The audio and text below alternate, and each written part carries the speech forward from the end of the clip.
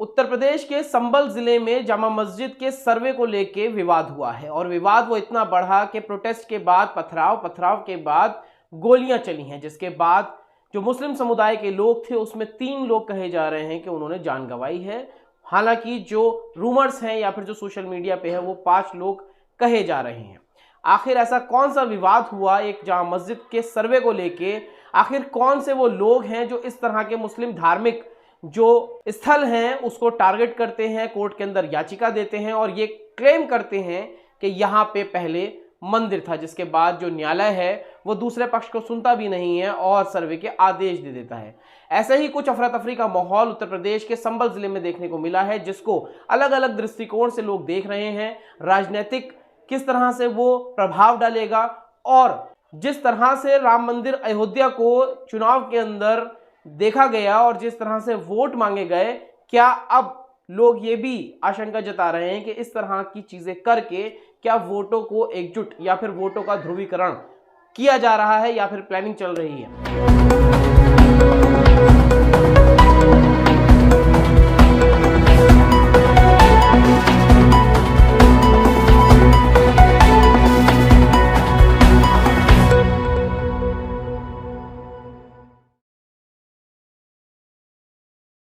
नमस्कार, मैं मोंटू राजा, anti corruption India से स्वागत है आपका। उत्तर प्रदेश के संभल जिले में किस चीज की तैयारी चल रही है? आखिर कौन सी वो ताकतें हैं जिसके चलते उपद्रव हुआ? क्योंकि देश के अंदर तमाम इंटेलिजेंस है, आईबी के लोग हैं, तो जहां पे भी राइट्स होने वाले होते हैं या फिर इस तरह का माहौल बनने वाला होता है, वो लोग पहले ही भाग जाते हैं और प्रिकॉशंस लिए जाते हैं। लेकिन संभल जिले में जो होता हुआ दिखा वो अपने आप में तमाम सवाल खड़े कर देता है, क्योंकि आनन फानन में जिस तरह से एक संभल के अंदर मौजूद जामा मस्जिद को ये क्लेम किया गया, कोर्ट के अंदर मामला ले जाया गया और ये क्लेम किया गया कि ये एक मंदिर है। बाबर 1529 में आया था, जिसके बाद मंदिर ध्वस्त करके यहाँ पे मस्जिद बनाई गई है। आपको बता दें, अधिवक्ता जो हैं हरिशंकर जैन और विष्णु शंकर जैन, ये बाप बेटे हैं जो इस तरह के जो याचिकाएं डाली जाती हैं ये उसमें पाए जाते हैं। तमाम जो मुस्लिम धार्मिक स्थल हैं उन पे मंदिर होने का क्लेम है, वो तकरीबन यही लोग सब जगह आपको दिखेंगे। उसके बाद कोर्ट ने भी आनन फानन में इसमें फैसला दे दिया कि सर्वे हो। तो स्थानीय लोग हैं और जो मीडिया रिपोर्ट्स हैं उसके तहत ये कहा जा रहा है कि मुस्लिम समुदाय के लोगों को अपना विचार, अपना पक्ष रखने का मौका तक नहीं मिला। वो हाई कोर्ट जाके या सुप्रीम कोर्ट जाके स्टे नहीं ले पाए और आनन फानन में जो जिला न्यायालय था वहां से ये फैसला दिया गया। और तुरंत जो सोशल मीडिया पे वायरल वीडियोस हैं वो देख के लग रहा है जब सर्वे हो रहा था तो जय श्री राम के नारे वहां चल रहे थे और पुलिस जो है, पुलिस ने आंसू गैस के गोले छोड़े, पुलिस ने गोलियां चलाई, पथराव हुआ। उसके बाद 5 लोगों ने अपनी जान गंवाई है। इसमें इस तरह का उपद्रव पहले भी कई बार हो चुका है। वहीं अगर आरएसएस की बात करें तो मोहन भागवत ने 2022 में ही ये साफ कह दिया था कि हर मस्जिद में शिवलिंग क्यों देखना, कि एक राम जन्मभूमि का आंदोलन था जिसमें हम अपने प्रकृति के विरुद्ध किसी ऐतिहासिक कारण से उस समय की परिस्थिति में सम्मिलित हुए, हमने उस काम को पूरा किया। अब हमको कोई आंदोलन वगैरह करना नहीं है। प्रतीकात्मक कुछ हमारी विशेष श्रद्धा थी, ऐसे स्थानों के बारे में हमने कहा, लेकिन रोज एक मामला निकालना नया, ये भी नहीं करना चाहिए। हमको झगड़ा क्यों बढ़ाना है? परंतु हर मस्जिद में शिवलिंग क्यों देखना? तो भाई वो भी एक पूजा है, ठीक है, बाहर से आई है, लेकिन जिन्होंने अपनाई है वो मुसलमान, वो बाहर से संबंध नहीं रखते, ये उनको भी समझना चाहिए कि हमें रुकना चाहिए। हमें ऐसा नहीं करना चाहिए कि हर मस्जिद के नीचे हम शिवलिंग को ढूंढें। इससे समाज का माहौल खराब होता है और हमारी दुश्मनी जो है 2 समुदायों के बीच में वो बढ़ती है। तो मोहन भागवत जो संघ है, जो सनातन का ठेकेदार है, हिंदू धर्म का ठेकेदार है, उसके जो प्रमुख ये कह रहे हैं, उसके बाद भी इस तरह की जो चीजें की जा रही हैं, क्या वो इंटेंशनली की जा रही हैं? सवाल यहाँ ये खड़ा हो जाता है, क्योंकि तमाम इन धार्मिक चीजों को राजनीति में इस्तेमाल किया जाता है। जो यूपी के उप मुख्यमंत्री हैं केशव प्रसाद मौर्य, उन्होंने उपचुनाव के बाद कहा है उत्तर प्रदेश के अंदर समाजवादी पार्टी जो है वो सीटें हासिल नहीं कर पाई ज्यादा, इस कारण जो समाजवादी पार्टी है वो उपद्रव करवा रही है। वहीं जो सीओ थे अनुज चौधरी, उनकी भी जब बातचीत एबीपी न्यूज के रिपोर्टर ने की है तो वो भी काफी संतोषजनक जवाब नहीं दे पाए। उन्होंने छोटी छोटी बहुत सारी चीजें कह दी हैं कि पुलिस के अंदर हम मरने के लिए नहीं आते हैं, वो वहाँ से फायरिंग हो रही थी, पुलिस ने कोई फायरिंग किसी के ऊपर नहीं की है। तो इस तरह की चीज़ें पुलिस के द्वारा आपको देखने को मिलेंगी।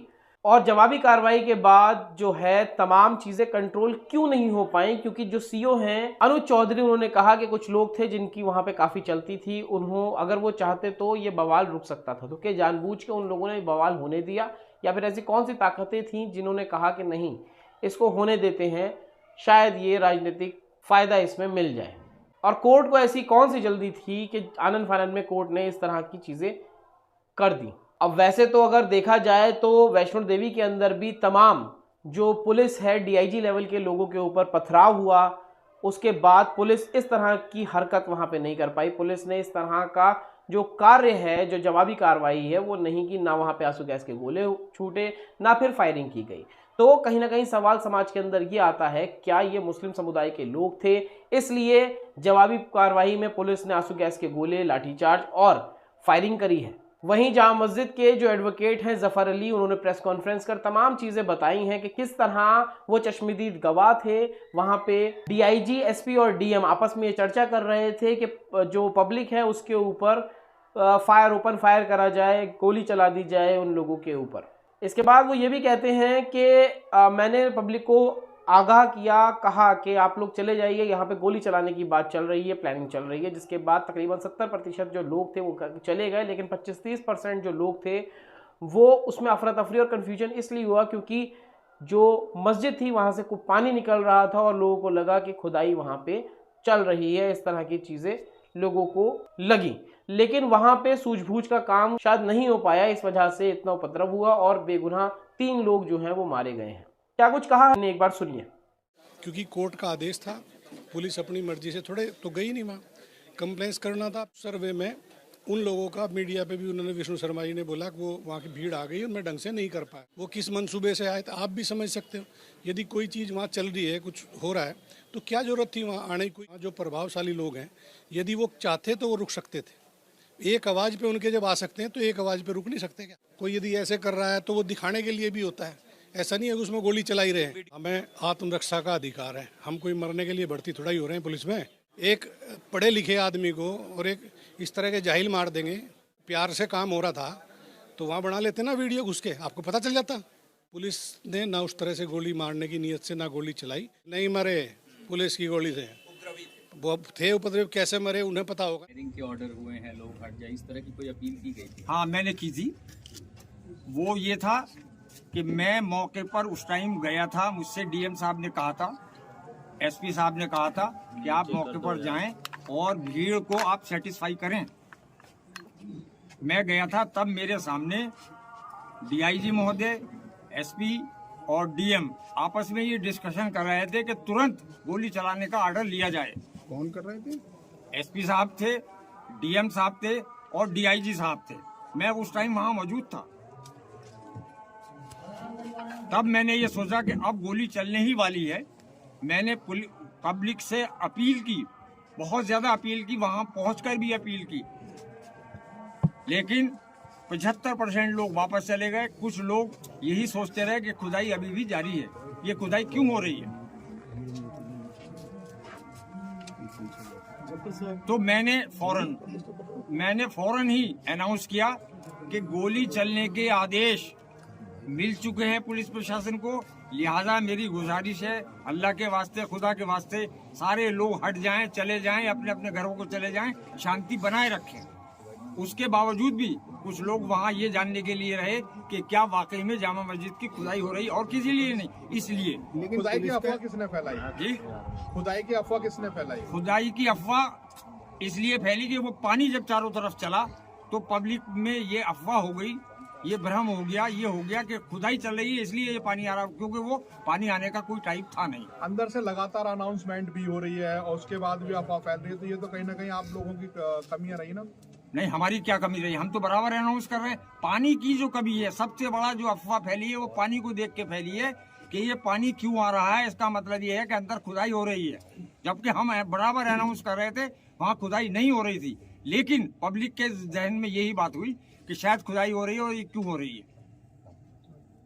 जैसे सरदार पुलिस का तो ये मानना है कि गोली जो है पुलिस ने नहीं पब्लिक में ही चली है। ये कहना बिल्कुल गलत है पुलिस का, ये कहना बिल्कुल गलत है।